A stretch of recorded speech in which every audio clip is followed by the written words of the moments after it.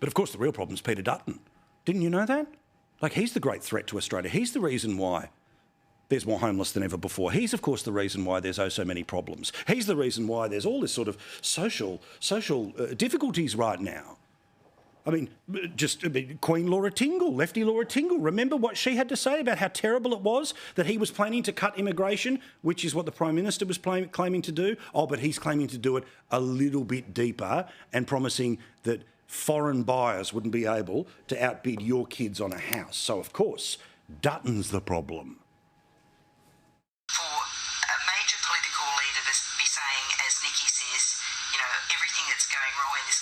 Because of migrants, and I had this sudden flash of people turning up to try to rent a property or at an auction, and if they look a bit different, whatever you define different as, that basically he has given them licence to be abused.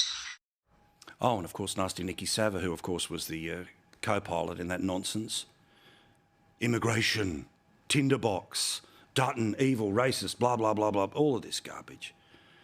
As opposed to what we all know, which is that who cares where you come from? Of course, we do care about what you believe in terms of whether you want to be part of the society that has been built here that is respectful of race, gender, religion, no religion, all the rest of it.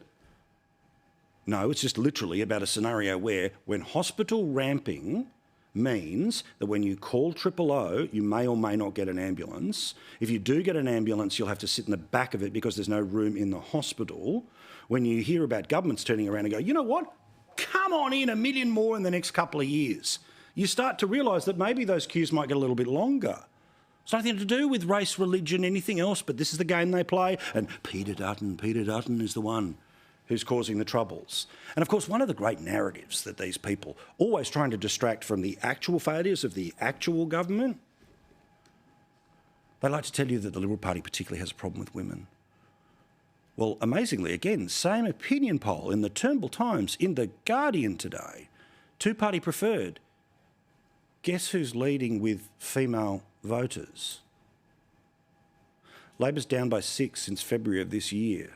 The Libs are up 5 since February of this year. The undecideds, they also are slightly up. But literally, if 5 out of 6 people moved from Labor to the Libs and only 1% went onto the undecided pile, that's a significant statistical movement. But of course, there will be a scandal to remind us all why the Liberal Party's terrible and evil.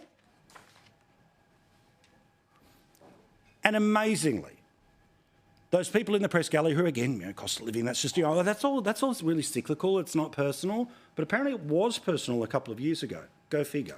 They're all the ones that are now starting to panic and having ideas about tactics and how the Prime Minister might be able to save Labor from himself, despite the fact that, of course, the polls in things like the Sydney Morning Herald show us that 51% of the country, 51% of the country believe the Prime Minister's performance is poor or very poor. Well, they noticed that there's a little bit of Kamala Harris magic, or Kamala Harris magic. My apologies, I don't want to offend anyone. It's just only the way the President used to pronounce it. Anyway, because Jason Clare had a slightly smart-ass answer to a question in Question Time yesterday. Aha! You know how the Democrats are calling the Republicans weird? Well, guess what? There's now a plan for the Labor Party to call it the Liberal Party, like weird, a new version of weird, which means if it's working for her, then it'll work for us, right? Please.